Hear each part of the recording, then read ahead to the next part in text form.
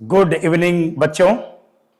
आज इलेक्ट्रोकेमिस्ट्री में हम लोग पढ़ेंगे इलेक्ट्रोलाइसिस के regarding Faraday laws, Faraday first law and Faraday second law. तो पिछले वीडियोस में आपको बताया गया था कि what is the meaning of electrolysis. Electrolysis क्या होता है? इलेक्ट्रोलाइसिस एक ऐसी फिनोमिना है जिसमें जनरली जो इलेक्ट्रिकल एनर्जी होती है वह कन्वर्ट होती है किसमें? केमिकल एनर्जी में। डीसी करंट के हेल्प से, डीसी करंट, डायरेक्ट करंट के हेल्प से जो इलेक्ट्रोलाइटिक जो सॉल्यूशंस है उसके जो केटायंस और एनायंस में जो केमिकल चेंजेस आते हैं उसको हम लोग बोलते हैं इलेक्ट्रोलाइसिस। पिछले वीडियो में इलेक्ट्रोलाइसिस को आसानी से आप पढ़ सकते हैं। Today we will discuss what is the meaning of Faraday first law and Faraday second law. तो इलेक्ट्रोलाइसिस के रिस्पेक्ट में फैराडे का फर्स्ट लॉ क्या है और फैराडे का सेकेंड लॉ क्या है, और इस पर बहुत से न्यूमेरिकल्स को हम लोग चर्चा करेंगे। बहुत इंपॉर्टेंट लेक्चर है ये, और कुछ बेहतर न्यूमेरिकल्स, एक होमवर्क भी दिया गया होगा न्यूमेरिकल्स में, उसको भी करेंगे हम लोग और क्या होता है।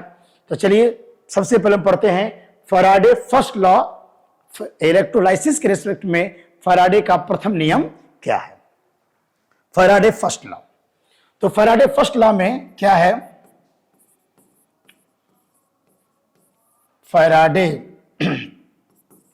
फर्स्ट लॉ, फैराडे का जो फर्स्ट लॉ क्या कहता है? ड्यूरिंग इलेक्ट्रोलाइसिस, इलेक्ट्रोलाइसिस के दौरान फैराडे का प्रथम नियम क्या कहता है?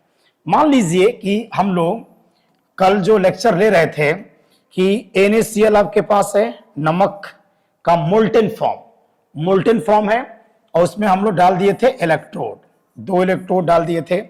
एक को जोड़े थे बैटरी के प्लस से और एक को जोड़ दिए थे बैटरी के माइनस से। जब मोल्टेन फॉर्म था तो क्या बनेगा आपका? Na प्लस, और ये बनेगा Cl माइनस, और इस पर कौन सा चार्ज था? Minus charge. और जो सोडियम आयन है वह कैथोड पर जा रहा था, और कैथोड पर क्या रिएक्शन हो रहा था कि सोडियम आयन एक इलेक्ट्रॉन गेन करके सोडियम पर डिपॉजिट हो रहा था। तो ड्यूरिंग इलेक्ट्रोलाइसिस जब हम NaCl के मोल्टेन फॉर्म में जब डीसी करंट को पास हम लोग कर रहे थे, डायरेक्ट करंट को पास कर रहे थे, तो कैथोड पर सोडियम क्या हो रहा है? डिपॉजिट हो रहा है। और इसी के रिस्पेक्ट में फैराडे का फर्स्ट लॉ है। अब इलेक्ट्रोड पर जो सोडियम कलेक्ट हो रहा है, जो डिपॉजिट हो रहा है, उसका जो अमाउंट है या क्वांटिटी है वह किस बात पर डिपेंड करता है? यानी कि सोडियम जो कैथोड पर या कोई भी केटायन या कोई भी एनायन इलेक्ट्रोड पर जो कलेक्ट हो रहा है, लिबरेट हो रहा है या डिपॉजिट हो रहा है, उसका जो अमाउंट है वो किस बात पर डिपेंड करेगा। तो फैराडे ने कहा कि जो मास होता है, कौन सा मास? इलेक्ट्रोड पर जो क्वांटिटी कलेक्ट हो रही है, वह जो अमाउंट है वह डायरेक्टली प्रोपोर्शनल होता है किसके? करंट के। अगर ज्यादा एम्पियर का करंट पास करेंगे तो ये जो प्रोसेस होगा ये फास्ट होगा, और जल्दी जल्दी हमारे सोडियम आयन इलेक्ट्रोड पर क्या होंगे? डिपॉजिट होने लगेंगे। और एक दूसरा फैक्टर डिपेंड करता है, M is directly proportional to T। अगर समय ज्यादा दिया जाए, ज्यादा देर तक करंट को पास किया जाए, तो इलेक्ट्रोड पर जो क्वांटिटी डिपॉजिट होगी उसका मान क्या होगा? बढ़ जाएगा। तो according to first law, Faraday का फर्स्ट लॉ यह कहता है कि ड्यूरिंग इलेक्ट्रोलाइसिस, इलेक्ट्रोलाइसिस के दौरान इलेक्ट्रोड पर जो अमाउंट कलेक्ट हो रहा है, द अमाउंट डिपॉजिटेड और liberated at electrode is directly proportional to the amount of current and also directly proportional to time. अगर दोनों को एक साथ मिला दिया जाए तो M is directly proportional to क्या हो जाएगा? IT। और एक हम लोग फार्मूला पढ़े हैं फिजिक्स में, जानते होंगे बेटा कि I बराबर क्या होता है? Q by T। तो Q बराबर क्या हो जाएगा? IT। तो IT को Q के नाम से जानेंगे, और यहां से हो जाएगा M is directly proportional to Q। यानी जो मास होता है ड्यूरिंग इलेक्ट्रोलाइसिस, इलेक्ट्रोलाइसिस के दौरान इलेक्ट्रोड पर जो अमाउंट डिपॉजिट हो रहा है उसकी क्वांटिटी, उसका जो मान है, यह डिपेंड करता है चार्ज पर। कितना कूलाम का चार्ज इस सॉल्यूशन में पास किया जा रहा है, अगर ज्यादा चार्ज पास करेंगे, अगर ज्यादा अमाउंट का चार्ज ड्यूरिंग इलेक्ट्रोलाइसिस अगर पास किया जाएगा तो इलेक्ट्रोड पर जो अमाउंट डिपॉजिट हो रहा है उसका मान भी बढ़ जाएगा। सिंपल सी बात है, अगर ज्यादा से ज्यादा करंट को, ज्यादा चार्ज को आप पास करेंगे तो नंबर ऑफ इलेक्ट्रॉन्स क्या होंगे, बढ़ेंगे, और ये जो रिएक्शन होगा वो क्या होगा, फास्ट होगा। ज्यादा से ज्यादा सोडियम जो एटम है ये आपके कैथोड पर क्या होंगे, डिपॉजिट होने लगेंगे। तो according to first law of Faraday during electrolysis क्या है, तो during electrolysis the amount of substance which is deposited at electrodes or which is liberated at electrode, माने इलेक्ट्रोलाइसिस के दौरान जो कैथोड पर या एनोड पर जो अमाउंट डिपॉजिट हो रहा है या जो अमाउंट बन रहा है उसकी जो मात्रा है, उसका जो मास है वह चार्ज के डायरेक्टली प्रोपोर्शनल होता है। ज्यादा एम्पियर का करंट या ज्यादा चार्ज पास करेंगे तो कैथोड पर या एनोड पर अधिक से अधिक आपका मटेरियल्स आपका बनेगा। यानी कि करंट बढ़ाओगे तो ज्यादा से ज्यादा सोडियम क्या होगा, आपके कैथोड पर मिलने लगेगा। तो फैराडे का फर्स्ट लॉ एकदम सिंपल सा लॉ है। फैराडे फर्स्ट लॉ क्या कहता है कि M is directly proportional to Q during electrolysis. जब इलेक्ट्रोलाइसिस हम कर रहे हैं तो सॉल्यूशन में जब ज्यादा चार्ज को पास किया जाएगा तो इलेक्ट्रोड पर जो अमाउंट बन रहा है उसका मान भी बढ़ जाएगा। तो M is directly proportional to Q। अगर मास Q बढ़ाएंगे तो आपका मास भी क्या होगा, बढ़ेगा, ज्यादा से ज्यादा अमाउंट आपका बनने लगेगा। अब M is directly proportional to Q, इस Q कांस्टेंट को हटाइए और डायरेक्टली प्रोपोर्शनल को हटाइए और डायरेक्टली प्रोपोर्शनल को हटाने के लिए कांस्टेंट लगाएंगे। यहां पे कांस्टेंट लगता है M बराबर Z इंटू Q, और जहां Z होता है ECE इलेक्ट्रोकेमिकल इक्विवेलेंट। ये देखा नाम है इलेक्ट्रोकेमिकल इक्विवेलेंट। क्या नाम है इसका, क्या काम है पढ़ेंगे। तो Z बराबर क्या हो जाएगा, या M बराबर Z इंटू Q, और Z बराबर क्या हो जाएगा M इंटू Q, तो यूनिट क्या हो जाएगी, द यूनिट ऑफ Z हो जाएगा kg अपर कूलम। तो Z की यूनिट है, यानी कि Z क्या है, ECE इलेक्ट्रोकेमिकल इक्विवेलेंट, विद्युत रासायनिक तुल्यांक हिंदी नाम है इसका। तो Z को बोलेंगे इलेक्ट्रोकेमिकल इक्विवेलेंट, विद्युत रासायनिक तुल्यांक क्या होता है इस पर भी चर्चा करेंगे।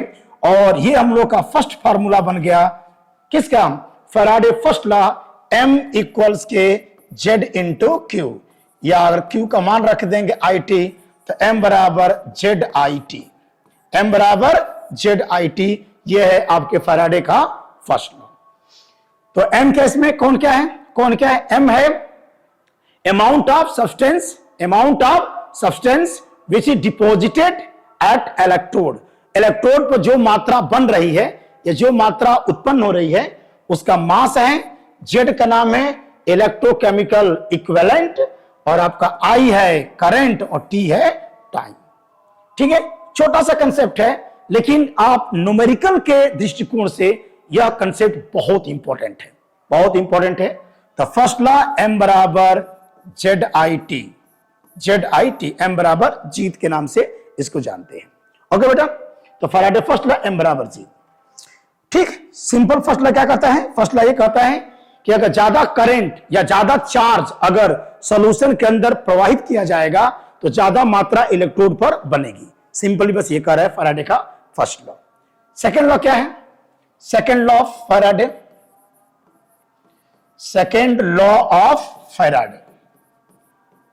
Second law of Faraday during electrolysis. Electrolysis के दौरान सेकेंड लॉ क्या कहता है, और सेकेंड लॉ ये कहता है कि मान लीजिए we will take 2 and more than 2 voltameters. अगर 2 या 2 से अधिक वोल्टामीटर आप लीजिए, जैसे हमने 2 वोल्टामीटर लिया है पहले कंटेनर में, है ना। वोल्टामीटर का मतलब the container in which electrolysis is going on. Voltameter एक ऐसा बर्तन होता है जिसमें इलेक्ट्रोलाइसिस संपन्न होता है। तो हमारे पास 2 वोल्टामीटर हैं और पहले वोल्टामीटर में मैंने मान लिया कि पहले वोल्टामीटर में मैंने सिल्वर नाइट्रेट का मैंने एक्वस ले लिया है, और दूसरे कंटेनर में मैंने कॉपर सल्फेट का क्या ले लिया है, एक्वस ले लिया है, और इन दोनों को सीरीज में जोड़ दीजिए। इन दोनों वोल्टामीटरों को सीरीज में जोड़ दीजिए, सीरीज कॉम्बिनेशन करिए इनका, इन दोनों को सीरीज में जोड़ दीजिए। अगर मैं इन दोनों को सीरीज में जोड़ दूं, सीरीज में जोड़ने का रूल क्या होता है कि इसको जोड़ देंगे हम प्लस से, पहले का सेकेंड टर्मिनल दूसरे के फर्स्ट से आपका अटैच होगा, ये अटैच हो जाएगा, और ये हो गया बैटरी के माइनस से अटैच मैंने कर दिया। यहां पर कौन सा चार्ज आएगा, प्लस चार्ज आएगा, यहां पर कौन सा चार्ज आएगा, माइनस चार्ज आएगा, यहां पर कौन सा चार्ज आएगा, प्लस चार्ज आएगा, यहां पे कौन सा आएगा, माइनस चार्ज आएगा। ये हो गया सीरीज कंबाइनेशन। जब दो या दो से अधिक वोल्टामीटर को सीरीज में जोड़ा गया है, और फर्स्ट कंटेनर में हमने लिया है एक्वस ऑफ सिल्वर नाइट्रेट और दूसरे में लिया है aqueous of copper sulphate. Series का खास बात यह होता है कि same current for the same time. अगर दोनों को सीरीज में जोड़ दिया जाए तो सीरीज में सेम करंट आपका पास होता है। तो सीरीज में जोड़ने का मतलब हो गया सेम करंट। पहले कंटेनर से क्या मिलेगा, सिल्वर नाइट्रेट वाटर में डिजोल्व होगा तो बनेगा Ag प्लस, और ये बनेगा नाइट्रेट आयन, और ये पानी में अगर टूटेगा तो बनेगा Cu प्लस प्लस, और ये बनेगा SO4 माइनस माइनस। और पहले जो कंटेनर में है जो Ag प्लस है वो जाएगा यहां पर कैथोड पर, और इसका जो कॉपर आयन है वो यहां जाएगा कहां पर, कैथोड पर। तो पहले कंटेनर के कैथोड पर क्या रिएक्शन हो रहा है कि Ag जो प्लस है वो एक इलेक्ट्रॉन गेन करके सिल्वर के रूप में क्या होगा, डिपोजिट हो जाएगा। तो पहले वोल्टामीटर के कैथोड पर चांदी जमा होने लगेगी, चांदी कलेक्ट होने लगेगी। और दूसरे वोल्टामीटर को देखेंगे तो दूसरे वोल्टामीटर में क्या हो रहा है बेटा, यहां पर कॉपर जो आयन है वह 2 इलेक्ट्रॉन गेन करके और कॉपर के रूप में डिपॉजिट होने लगेगा। मैंने दूसरे कंटेनर में यह हो रहा है कि कॉपर आयन 2 इलेक्ट्रॉन को गेन करके वह कॉपर के रूप में कन्वर्ट हो जा रहा है। अब क्वेश्चन क्या है, क्वेश्चन यह है कि मान लीजिए कि अगर सिल्वर नाइट्रेट और कॉपर नाइट्रेट के एक्वस में same current for the same time, same current for the same time अगर पास किया जाए, तो यह बताना हमको कि सिल्वर नाइट्रेट जो वोल्टामीटर है उसके कैथोड पर चांदी जमा हो रही है, और कॉपर सल्फेट के कैथोड पर क्या हो रहा है, कॉपर जमा हो रहा है। अब इन इलेक्ट्रोडों पर जो अमाउंट कलेक्ट हो रहा है वह किस बात पर डिपेंड करेगा, किस बात पर डिपेंड करेगा। अब एक सिंपल क्वेश्चन पूछूं कि कौन ज्यादा डिपॉजिट होगा, चांदी ज्यादा कलेक्ट होगी कि कॉपर ज्यादा कलेक्ट होगा। जरा रिएक्शन को देखिए, यहां देखिए, क्योंकि same current for the same time, अगर same current for the same time है तो दोनों में same number of electron pass किए जाएंगे। मान लीजिए कि पहले सॉल्यूशन में मैंने 100 इलेक्ट्रॉन को पास किया, तो दूसरे सॉल्यूशन के अंदर भी क्या होगा बेटा, 100 इलेक्ट्रॉन ही पास होगा। सीरीज का मतलब same current for the same time. अब क्या हो गया, यहां देखिए, यहां जो होगा एक जो Ag प्लस है, एक सिल्वर आयन को न्यूट्रलाइज करने के लिए 1 इलेक्ट्रॉन की जरूरत है, जबकि एक कॉपर आयन को न्यूट्रलाइज करने के लिए 2 इलेक्ट्रॉन खर्च होंगे।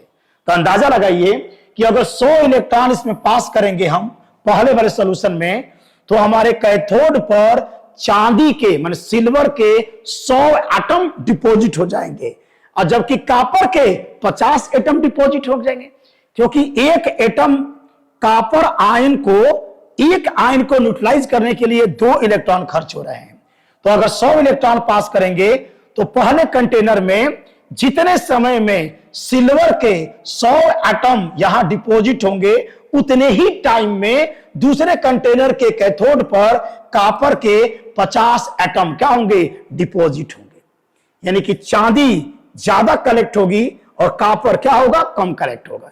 लेकिन ये किस बात पर डिपेंड कर रहा है, सबसे पहली बात यहां देखिए, जिस केटायन की बैलेंसी कम है, यहां देखो सिल्वर की बैलेंसी 1 है और कॉपर की बैलेंसी 2 है, तो जिसकी बैलेंसी कम है उसकी मात्रा ज्यादा कलेक्ट हो रही है। यानी कि इसमें पहला कंसेप्ट बन गया M is inversely proportional to valency. Are you getting the point?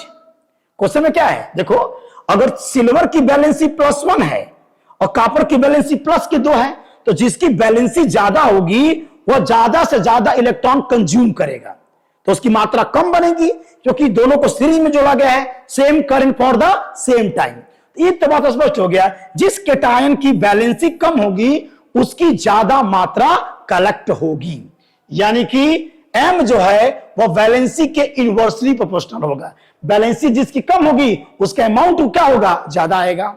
एक और खास बात, अगर मान लीजिए एक और कंसेप्ट लूं, अगर सिल्वर के, मान लीजिए कि सिल्वर और कॉपर, अब सिल्वर का एक एटम और कॉपर के एक एटम का जो मास होगा वो भी अलग अलग होगा। सिल्वर के एक एटम का मास है 108 AMU, 108 AMU है, जबकि कॉपर के एक एटम का मास है 63.5 AMU। तो मास में भी तो फर्क है, तो जिस एटम का मास ज्यादा होगा, यानी कि चांदी के एक एटम का जो मास है वह 108 AMU है, क्योंकि इसका एटॉमिक वेट 108 होता है, और कॉपर के एक एटम का मास है 63.5 AMU। यानी जिस एटम, कॉपर का एक एटम भारी है और चांदी का एक एटम ज्यादा वजन रखता है कॉपर के एक एटम से, क्योंकि चांदी का एटॉमिक नंबर 108 है, और जबकि कॉपर का एटॉमिक सिल्वर का एटॉमिक जो वेट है वह 108 AMU है, जबकि कॉपर का जो एटॉमिक वेट है वह 63.5 AMU है। यानी कि सिल्वर का एक एटम का मास कॉपर के एक एटम के मास से ज्यादा है। इसका मतलब अगर इस पर ज्यादा से ज्यादा, अगर इस कैथोड पर, सिल्वर वाले कैथोड पर ज्यादा मात्रा कलेक्ट होगी, अगर इसको तौलेंगे इसका वजन ज्यादा आएगा और इसका वजन क्या होगा, कम होगा। यानी कि मास इस बात पर भी डिपेंड करता है कि उस एलिमेंट का एटॉमिक वेट कितना है। एटॉमिक वेट, तो एटॉमिक वेट पर भी डिपेंड करेगा। जिस एटम का एटॉमिक वेट ज्यादा होगा उस इलेक्ट्रोड पर ज्यादा मात्रा हमको, अगर मास को मेजर किया जाए तो ज्यादा हमको क्वांटिटी प्राप्त हो जाएगी। अब दोनों को मिला दीजिए तो यहां हो जाएगा M is directly proportional to atomic weight by valency, और हमको पता है कि एटॉमिक वेट बाई वैलेंसी को कहा जाता है इक्विवेलेंट वेट। इक्विवेलेंट वेट, तो यहां से हो जाएगा M is directly proportional to equivalent weight. यानी कि अगर दो या दो से अधिक वोल्टामीटरों को सीरीज में जोड़कर same current for the same time pass किया जाए, तो इलेक्ट्रोड पर जो अमाउंट कलेक्ट हो रही है वह इस बात पर डिपेंड करेगा कि किसका इक्विवेलेंट वेट ज्यादा है। जिसका इक्विवेलेंट वेट ज्यादा आएगा उसका मास भी ज्यादा मिलेगा। Are you getting? तो according to second law of Michael Faraday during electrolysis, M is directly proportional to E, जहां E क्या है, इक्विवेलेंट वेट, हिंदी में तुल्यांकी भार। E क्या है, तुल्यांकी भार है, इक्विवेलेंट वेट है। अब E कैसे निकालते हैं, तो E है एटॉमिक वेट और भाई क्या होगा, वैलेंसी। जैसे मान लीजिए कि सिल्वर का निकालना है, Ag आयन, तो अगर कहा जाए कि सिल्वर आयन का इक्विवेलेंट वेट चाहिए आपको, तो क्या हो जाएगा, एटॉमिक वेट बाई वैलेंसी, यानी 108 वैलेंसी हो गया A, यानी 108 इसका इक्विवेलेंट वेट हो जाएगा सिल्वर आयन का। कॉपर का निकालिए बेटा, कॉपर आयन का अगर इक्विवेलेंट वेट निकाला जाए तो एटॉमिक वेट और बाई वैलेंसी, इसका एटॉमिक वेट 63.5 और वैलेंसी कितना हो जाएगा, 2, तो हो जाएगा 3, 1 और 7, 5। यानी इसका मीनिंग हो गया कि कॉपर का इक्विवेलेंट वेट होगा 31.75। इसका मीनिंग हुआ बेटा कि जितने समय में 108 ग्राम चांदी कलेक्ट होगी उतने ही समय में 31.75 ग्राम आपको कॉपर मिलेगा। Are you getting? तो जितने समय में 108 ग्राम चांदी कलेक्ट होगी उतने ही समय में लगभग 31.75 ग्राम आपको कॉपर कलेक्ट हो जाएगा। तो सेकंड लॉ यह कहता है कि अगर दो या दो से अधिक वोल्टामीटरों को सीरीज में जोड़कर same current for the same time अगर पास किया जाए तो इलेक्ट्रोड पर जो अमाउंट कलेक्ट हो रहा है, इलेक्ट्रोड पर जो अमाउंट डिपॉजिट हो रहा है, वह इस बात पर डिपेंड करता है कि उसका इक्विवेलेंट वेट कितना है। जिसका इक्विवेलेंट वेट ज्यादा होगा उसका अमाउंट भी ज्यादा आएगा। This is the second law of Michael Faraday. अब थोड़ा सा आगे इसको देख लेते हैं। अब इसको आगे देखा जाए तो according to second law of Michael Faraday m is directly proportional to E। अब ये फार्मूला बना दीजिए तो हो जाएगा m1 बाई m2 इक्वल्स के E1 और बाई क्या होगा बेटा E2। m1 क्या है, मास है। अभी पढ़े हैं फर्स्ट लॉ से m बराबर क्या होता है ZIT। ये फार्मूला लागू कर देता हूं मैं, यहां पर लागू कीजिए। m1 बराबर क्या होगा, m1 बराबर होगा Z1 IT और m2 बराबर Z2 और IT और यहां होगा बेटा E1 और बाई E2। कट करिए।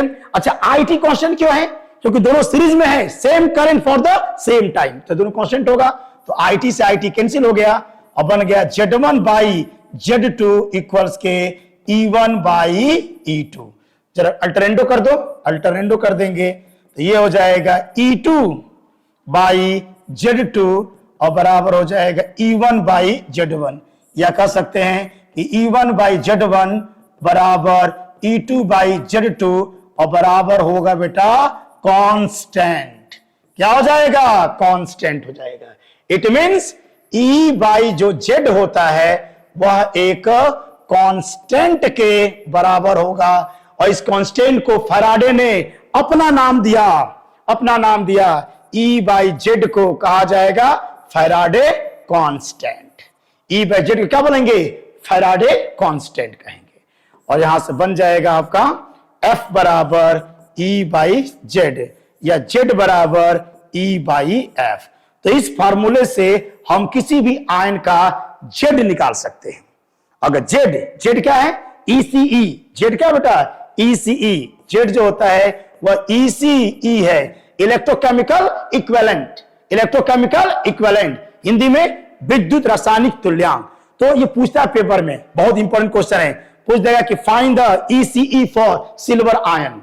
तो किसी भी आयन का हम आराम से ECE का मान हम लोग फाइंड आउट कर सकते हैं। इसके लिए थोड़ा सा पढ़ना पड़ेगा, what is the Faraday constant. Faraday constant क्या होता है इसके बारे में थोड़ा सा हम चर्चा करेंगे। फैराडे कांस्टेंट क्या होता है, what is the meaning of Faraday constant. चलिए भाई, फैराडे कांस्टेंट क्या होता है। फैराडे कांस्टेंट, ठीक है बेटा, Faraday constant symbol capital F। Faraday constant क्या है, बहुत इंटरेस्टिंग चीज है बेटा। फैराडे कांस्टेंट का मतलब होता है यह एक चार्ज की यूनिट है, यूनिट ऑफ चार्ज है, और यह कुछ कितना चार्ज कंटेन करता है। ये फैराडे कांस्टेंट क्या होता है कि charge of 1 mole of electron. Faraday constant होता है electric charge, electric charge, electric charge of बेटा 1 mole of electron. 1 mole electron का जो चार्ज होता है वही फैराडे कांस्टेंट होता है। अब मोल के बारे में थोड़ा जानते होंगे आप लोग। 1 मोल कितना होता है, अवोगाड्रो नंबर के बराबर। यानी 1 मोल का जो मान होता है, मोल एक नंबर है बेटा, जैसे दर्जन, दर्जन माने 12, वैसे ही 1 मोल एक नंबर है और वो अवोगाड्रो नंबर होता है। और 1 मोल कितना होता है तो 6.022 इंटू 10 के पावर 23, ये 1 मोल की वैल्यू होती है। 1 मोल मतलब 6.022 इंटू 10 के पावर 23, इस नंबर को 1 मोल कहा जाता है। तो अगर मैं फैराडे कांस्टेंट निकाल दूं, एक फैराडे कांस्टेंट क्या हो गया, एक फैराडे कांस्टेंट का मतलब electric charge of 1 mole of electron. 1 mole electron का जो चार्ज होगा वो फैराडे कांस्टेंट के बराबर होता है। यानी कि फैराडे कांस्टेंट को अगर मैं सॉल्व करूं बेटा तो हम लोग का आ गया F बराबर हो जाएगा formula N into E। F N माने फैराडे कांस्टेंट, N माने अवोगाड्रो नंबर, अवोगाड्रो नंबर का मान होता है 6.022 इंटू 10 के पावर 23। आई माने इलेक्ट्रॉन का चार्ज 1.6 इंटू 10 के पावर माइनस के 19। और इसको सॉल्व कर देंगे तो लगभग आ जाएगा 96,500 96,500 कूलाम पर मोल। वैसे इसे करेक्ट आंसर 96,487 आता है, लेकिन अप्रोक्सीमेटली इसको मान लेते हैं कितना, 96,500 कूलाम पर मोल। यानी कि ध्यान रखना, फैराडे कांस्टेंट का मान होगा, फैराडे कांस्टेंट का मान होगा 96,500 कूलाम। 96,500 कूलाम चार्ज होता है पर मोल। तो फैराडे कांस्टेंट की वैल्यू याद रख लीजिएगा। फैराडे कांस्टेंट कितना बेटा, फैराडे कांस्टेंट का मान 96,500 कूलाम, 96,500 कूलाम पर मोल, ये इसका वैल्यू हो जाएगा। तो न्यूमेरिकल लगाने में जहां फैराडे कांस्टेंट आएगा वहां में 96,500 यूज करने वाला। इस पर बहुत सारे न्यूमेरिकल्स हम लोग लगाएंगे। और कल का न्यूमेरिकल्स जो दिया गया था, कल मैंने एक होमवर्क दिया था सारे बच्चों को, उस न्यूमेरिकल को इस कंसेप्ट पर लगा सकते हैं। कितना बहुत अच्छा क्वेश्चन था वो। क्वेश्चन को सॉल्व करते हैं। क्वेश्चन क्या था, सुनिए ध्यान से। क्वेश्चन था कि 10 लीटर एक सोल्यूशन है और सोल्यूशन में क्या डाला गया बेटा, नमक को डाला गया है, नमक डिजोल्व किया गया है। और इसमें कितना चार्ज फ्लो किया गया था, 96,500 कूलाम। अगर चार्ज को प्रवाहित कर दिया जाए तो पूछा गया था इसकी पीएच वैल्यू कितनी होगी, क्या होगी, यही क्वेश्चन था। What is the pH value. वैसे बता दें कि जो NaCl होता है, NaCl अगर नमक को पानी में डाल दोगे बेटा, नमक को पानी में डाल दिया जाए, NaCl एक्वस का जो पीएच मान होता है वो 7 होता है ना, बिफोर इलेक्ट्रोलाइसिस। इलेक्ट्रोलाइसिस के पहले NaCl का पीएच मान 7 होगा, इसलिए कि NaCl एक ऐसा साल्ट होता है जो स्ट्रॉन्ग एसिड और स्ट्रॉन्ग बेस से मिलकर बनता है। और स्ट्रॉन्ग एसिड और स्ट्रॉन्ग बेस से मिलकर बने हुए किसी भी साल्ट का हाइड्रोलिसिस नहीं होगा, और जब हाइड्रोलिसिस नहीं होगा तो उसकी पीएच वैल्यू चेंज नहीं होगी। तो एक्वस ऑफ NaCl, नमक को पानी में डाल दोगे तो उसका पीएच मान 7 होगा। लेकिन जो ही इसमें करंट को पास कर दोगे, अगर इसमें डीसी करंट आपने पास कर दिया तो कुछ समय के बाद इसका सॉल्यूशन क्या हो जाएगा, बेसिक नेचर का हो जाएगा। बेसिक नेचर का हो जाएगा माने पीएच मान 7 से क्या होगा, ज्यादा हो जाएगा। तो वही क्वेश्चन दिया गया था आपको, ये बढ़िया क्वेश्चन था कि एक 10 लीटर सॉल्यूशन है NaCl का और 96,500 कूलाम अगर चार्ज उसमें पास कर दिया जाए बेटा, तो पूछा गया था कि बताइए कि इसका पीएच वैल्यू क्या हो जाएगा। What is the pH value of aqueous of NaCl। Aqueous of NaCl volume कितना दिया है, 10 लीटर और 96,500 कूलाम जो चार्ज है इस सॉल्यूशन के अंदर पास किया गया है। इस सॉल्यूशन की पीएच वैल्यू क्या होगी, ये तो कंफर्म है पीएच वैल्यू 7 से ज्यादा होगी, क्योंकि नेचर क्या होता है, बेसिक। बेसिक क्यों होता है, इसका लेक्चर पिछले वीडियो में पढ़ाया गया था। पिछले वाले वीडियो हम पढ़ चुके हैं कि जब हम NaCl एक्वस का इलेक्ट्रोलाइसिस करते हैं तो क्या बनता है, हाइड्रोजन गैस बनता है और क्या बनेगा, क्लोरीन गैस बनता है। आपके सोल्यूशन में OH माइनस बच जाता है, तो सोल्यूशन में OH का जब एक्सेस हो जाएगा तो सोल्यूशन क्या हो जाएगा, बेसिक हो जाएगा। अब इस न्यूमेरिकल्स को लगाते हैं, ध्यान दीजिए कैसे लगाएंगे। देखो, तो सबसे पहला ये रहा कि जो कल हम लोग पढ़ रहे थे कि हाइड्रोजन आयन अगर एक इलेक्ट्रॉन गेन करके, अच्छा देखिए सबसे पहले शुरू में क्या होगा, शुरू में ये होगा बेटा कि मान लीजिए वाटर है, तो वाटर अगर टूट कर मान लीजिए H प्लस और OH माइनस देता है, तो जितना मोल हाइड्रोजन आयन, पहले नंबर्स बराबर होगा दोनों का, हाइड्रोजन आयन का कंसंट्रेशन और इनका कंसंट्रेशन दोनों क्या होगा, बराबर होगा, और ये पीएच वैल्यू क्या होगा, 7 होगा। ड्यूरिंग इलेक्ट्रोलाइसिस जब करोगे NaCl का, तो धीरे धीरे जो हाइड्रोजन आयन है वह एक इलेक्ट्रॉन गेन करके क्या होगा बेटा, हाइड्रोजन गैस में कन्वर्ट होने लगेगा। तो आफ्टर सम टाइम्स देखो हाइड्रोजन आयन का कंसंट्रेशन घटने लगेगा और आपके सॉल्यूशन में हाइड्रोक्सिल आयन का कंसंट्रेशन बढ़ने लगेगा। माने जो नेचर होगा सॉल्यूशन का, जो नेचर होगा वो क्या होगा, बेसिक होने लगेगा। अब यही पता करना है कि उसकी पीएच वैल्यू एग्जैक्ट कितनी हो जाएगी, एग्जैक्ट कितनी हो जाएगी। चलिए तो इस रिएक्शंस को जरा पढ़े हम लोग। तो हाइड्रोजन आयन एक इलेक्ट्रॉन गेन करके बन रहा है 1/2 H2 के रूप में बन रहा है। माने एक मोल, रिएक्शन क्या कर रहा है कि अगर एक मोल इलेक्ट्रॉन अगर कंज्यूम होगा तो हाइड्रोजन कितना बनेगा, 1/2 H2। एक मोल इलेक्ट्रॉन, या फॉर्मूला से लगा सकते हैं m बराबर ZIT से भी लगा सकते हो, है ना, या कह सकते हैं कि m बराबर Z इंटू क्यू हो गया, और Z बराबर ही पढ़ा गया है E by F I into क्या हो गया Q, तो E और ये हो जाएगा F का मान होता है बेटा 96,500 और Q का भी मान दिया था 96,500, इससे आपका कैंसिल, यानी कि जो M होगा वो E के क्या होगा बराबर होगा। कितना मास कलेक्ट होगा, कितना मास कलेक्ट होगा, 96,500 कूलाम चार्ज अगर हम लोग पास कर देंगे तो इलेक्ट्रोड पर कितना ग्राम हाइड्रोजन कलेक्ट होगी, उसका मान निकल सकता है, वो E के बराबर। और हाइड्रोजन का इक्विवेलेंट वेट कितना होता है, हाइड्रोजन का इक्विवेलेंट वेट अगर निकाल दोगे, हाइड्रोजन का इक्विवेलेंट वेट अगर निकालोगे बेटा तो 1/1 दैट इज 1। इसका मतलब कि M बराबर कितना हो गया 1 ग्राम, 1 ग्राम हाइड्रोजन कलेक्ट हुआ, यानी कि 1/2 H2 का मान आ गया 1 ग्राम, 1 ग्राम हो गया। तो ध्यान समझना, बहुत अच्छा न्यूमेरिकल है। 1/2 H2 का मान कितना आ गया है 1 ग्राम आ गया, 1 ग्राम आ गया। अब मैं इसको सॉल्व कर देता हूं, इसको सॉल्व कर देता हूं। This is the most important numerical था ये, कैसे लगाएंगे देखिएगा। अब 1/2 H2 बराबर क्या हो गया बेटा 1 ग्राम, तो आपका H2 बराबर क्या हो जाएगा 2 ग्राम, मतलब हाइड्रोजन 2 ग्राम आपका कलेक्ट हो जाएगा, 2 ग्राम हाइड्रोजन बनेगा। अब क्या करेंगे बेटा, निकालिए मोल्स, मोल्स निकाल दीजिए। तो मोल्स में क्या होता है amount in gram upon molar mass, तो हाइड्रोजन कितना ग्राम बना है 2 ग्राम, अमाउंट इसका 2 ग्राम है, और हाइड्रोजन का मोलर मास भी कितना होता है 2, इसका माने कि 1 मोल, कितना बना 1 मोल। तो 1 मोल जो हाइड्रोजन होगा, 1 मोल हाइड्रोजन आपका कलेक्ट होगा, और माने एक सॉल्यूशन के अंदर से 1 मोल हाइड्रोजन खत्म हो जाएगा, और जितना मोल हाइड्रोजन खत्म होगा वही कंसंट्रेशन हाइड्रोक्सिल आयन का आएगा, क्योंकि जितना H+ गायब होगा हमारे सॉल्यूशन में इफेक्टिवली उतना हाइड्रोक्सिल आयन डेवलप हो जाएगा।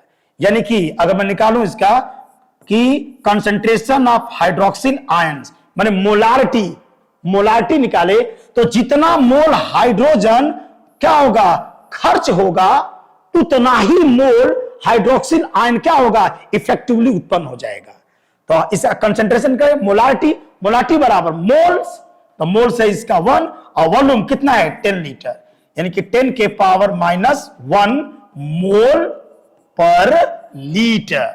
अब निकाल दीजिए बेटा POH, क्या निकालोगे POH, तो POH बराबर माइनस के log बेस 10 और ये हो जाएगा OH माइनस, इसको सॉल्व कर दीजिए तो माइनस के log और ये हो जाएगा 10 के पावर -1, तो हो जाएगा POH बराबर -1 को पढ़ लीजिए, तो -1 इंटू माइनस के log 10 और बेस के 10, log 10 की वैल्यू 1 होती है बेटा, तो ये हो जाएगा -1 इंटू -1 दैट इज 1, तो इसका POH की वैल्यू कितना हो गया 1 आ गया। अब हमारे पास फार्मूला है कि pH और प्लस के POH बराबर क्या हो जाएगा 14, pH प्लस के POH बराबर 14 हो जाएगा, तो यहां पर मान रख दीजिए, तो हो जाएगा pH, अब POH का मान कितना है 1 इक्वल्स के 14 एंड दैट्स वाई pH बराबर 13,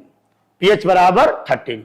इसका मीनिंग रहा pH बराबर 13 हो गया बेटा, यानी कि अगर एक नमक का एक सोल्यूशन है 10 लीटर का और उसमें 96,500 कूलाम अगर चार्ज को प्रवाहित कर दिया जाए, पास कर दिया जाए, तो सोल्यूशन का pH मान कितना हो जाएगा 13 हो जाएगा, 13 हो जाएगा।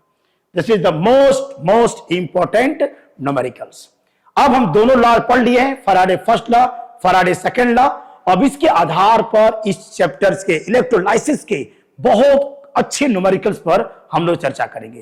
तो एक लेक्चर लूंगा मैं केवल कुछ बेहतरीन न्यूमेरिकल्स आपके कंपटीशन क्लास 12 पर या नीट पर या जेई या CUET TGT PGT इस स्तर पर कुछ इलेक्ट्रोलाइसिस के कुछ इंपॉर्टेंट न्यूमेरिकल्स को हम लोग सॉल्व करेंगे। ठीक है बेटा, तो कल ये न्यूमेरिकल सॉल्व होगा। ओके, हमेशा खुश रहिए, मुस्कुराते रहिए और मन लगा के पढ़ते रहिए, मन लगा के, है ना बेटा। Thank you very much, be happy.